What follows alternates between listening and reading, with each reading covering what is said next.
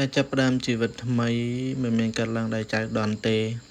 ប៉ុន្តែកើតចេញពីការសម្រេចចិត្តលះបង់អតីតកាលហើយហ៊ានឈានជើងចេញសាជាថ្មីក្តីសង្ឃឹមថ្ងៃនេះជាទំព័រថ្មីនៃជីវិតក៏មិនដោយឲ្យជីវិតរឿងរ៉ាវចាស់ៗមកសរសេរអនាគតរបស់អ្នកឲ្យសោះកម្លាំងចិត្តព្រះអាទិត្យតែងតែរើសឡើងវិញនៅព្រឹកថ្ងៃថ្មី